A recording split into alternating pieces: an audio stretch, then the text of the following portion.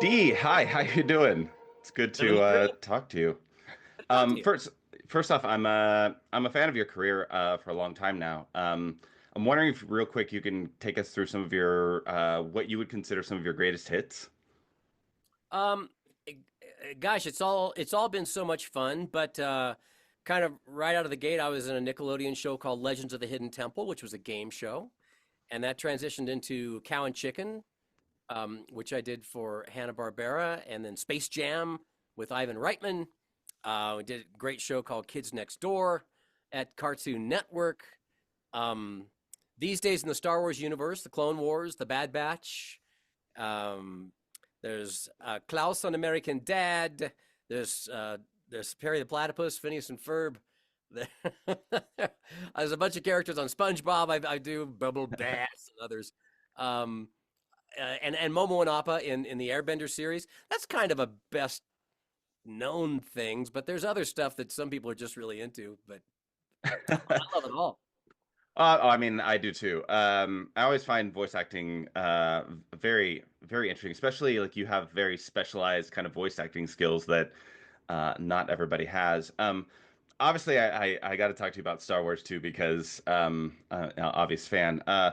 You play every clone in the animations, but I'm Oh, really curious. What's I that? wasn't Omega. Oh, sorry, Omega and Emery. Yeah. Almost every clone. But Yeah. with those voices, you need to have them both be similar and different. How did you go about distinguishing those voices?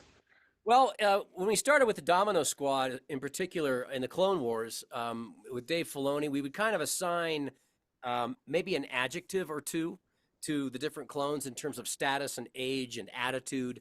Um, and it didn't have to be very much, but just enough to kind of bend it one way or the other, so that when it was put in there, with the assistance of the writing, of course, and the animation to make them look a little different in terms of how they mod their tats or their hair or their outfit or whatever, then that further distinctifies, if I may use that word, the clones from each other, and then we just kind of took it from there until it became a little more natural to kind of I just see them as different people and assign them a different tone or feeling. Um, like I like to say, it's like jumping from rock to rock in a stream, where I see it, I jump to it, and I'm on a different rock, and that's a different clone. So of course my favorite clone is Rex. I think he's a lot of people's favorites. How did you find his voice in particular? That's the one I'm kind of most interested about. Well, it's of course, first the first reference point was the feature films that came before with Tamara Morrison's beautiful rendering of the clones in those, and then George Lucas and Filoni kind of took the Clone Wars in a little bit different direction in terms of some of the characters, and um, and so I had some freedom to kind of establish my own flavor of what this was. And yeah, I mean, at first with Rex, he seemed a little more by the numbers, straight ahead. But there was an episode called "The Deserter" with a clone named Cutla Quain, um, who I think kind of started to loosen things up a little bit for him. And I think Anakin has a more improvisational, less by the numbers style himself, and so there kind of grew a sort of a warmth to him, and more of an ease to him as we worked our way into the Clone Wars there, and that's an interesting thing as an actor to see that, because you start doing things and finding things with a character, and then the writers or the creators say, yeah, yeah, we kind of like that. Let's bend it that way a little bit more, and it starts to kind of evolve into its own pathway, its own voice. And of course, the Bad Batch is one of the more recent ones. I did not expect that show to be as good as it was. It was so good, emotionally charged. And of course, with the clones in there, kind of even more distinct than being the Bad Batch. Very proud, What's that? very proud of that show. I mean, and thankfully, I was very happy with the ending too, because you always get nervous with Star Wars, especially how hard like Clone Wars season 7 was ending.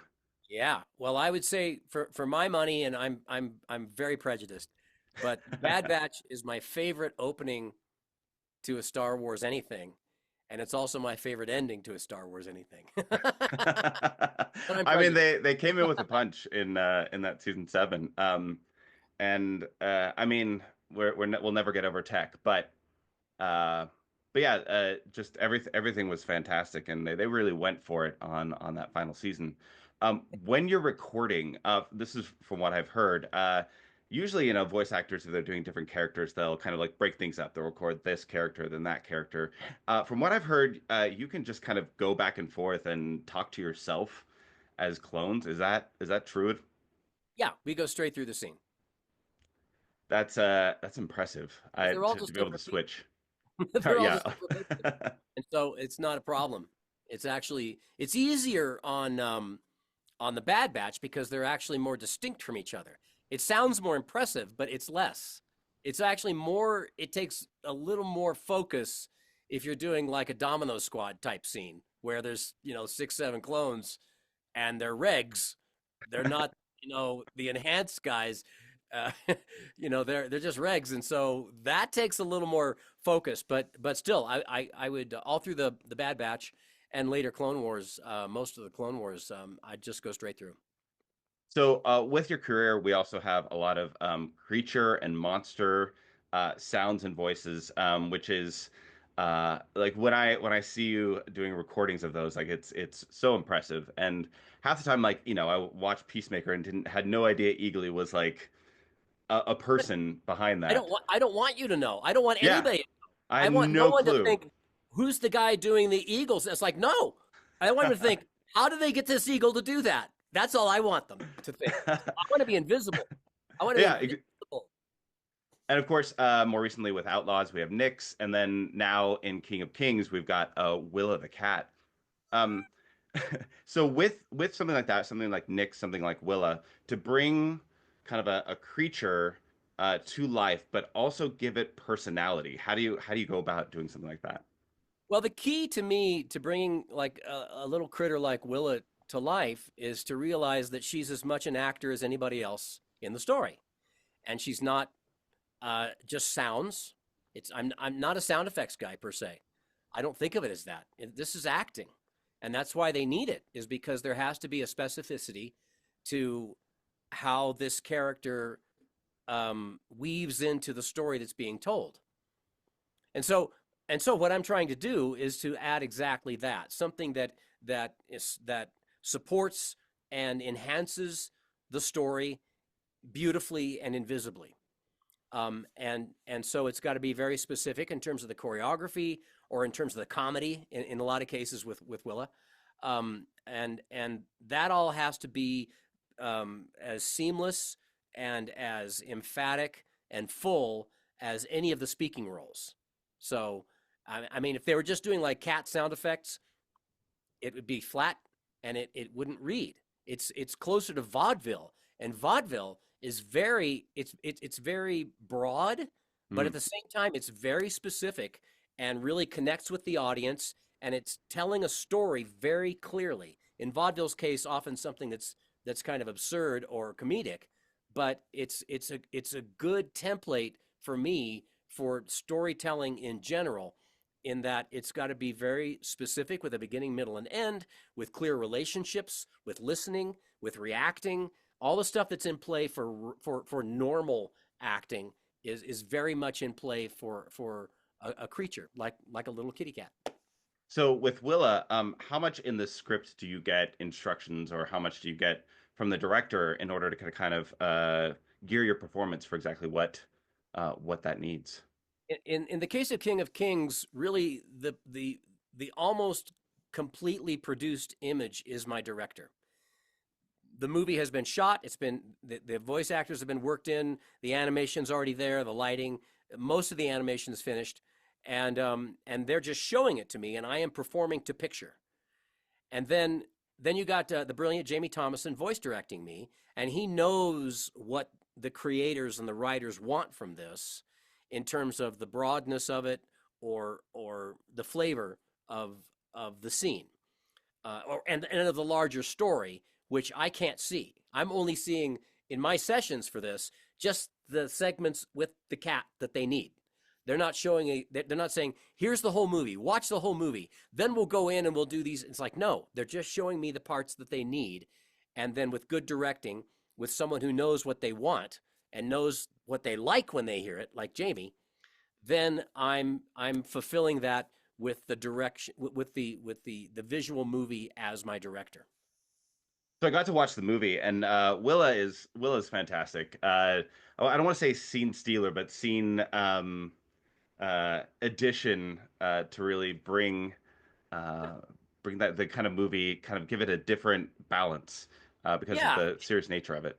yeah. Willa gives a nice flavor to the point of it's a movie that attempts to tell a story that is persuading someone who's a little skeptical or new to this, like Charles Dickens' son and the cat, right? So they're both like a little skeptical of this, don't know if it's interesting, don't really know if I want to hear it, but gradually they warm to it and they're brought into it, quite literally into the story. And that's their function, is that they're like the stand-ins for the audience, or for children or people who are new to this story, to kind of bring them in an agreeable, fun kind of a way into a story that's got a lot of depth, that's very profound, and some very serious things that you're dealing with here. But they're kind of your companions into the meat and the meaning of the story that you have. And I think, I mean, the writers and the director did a fine job of just weaving this in. That's not an easy thing to do. To do something really well is invisible. You don't see it, but I think they pulled it off very nicely. Yeah, they did. And finally, what what are you really hoping for audiences to kind of take away with kind of this retelling, this Charles Dickens version of the King of Kings, and kind of it's geared towards a lot of geared towards children in being able to kind of tell them the story and be able to have them understand it. What are you hoping the audiences take away from this? What I personally would hope that they come away with is wanting to be a better person, with wanting to treat people well, with wanting to forgive, with wanting to to to not give in to anger or revenge. I mean, these are really, they're very lofty, beautiful things to want to transmit in a story. And that is in this story. I mean, that above all, I would wish for anyone to bring away. I think it's contained there if you're open to it. And I think that's a beautiful and unique thing, that a story and a project, a cinematic project like this, aspires to that, to make the world better. And a lot of stuff that I have the pleasure of doing, it's fun. A lot of it means a lot to a lot of people. Um, but it's kind of rare to find something that just wants, ultimately, for my money, to have people treat each other better. And what more could we ask these days from our entertainment? Excellent. Thank you so much for talking to us. Appreciate you and your My work pleasure. and for entertaining us all these years. Thank you, son. May the force be with you. May the force be with you.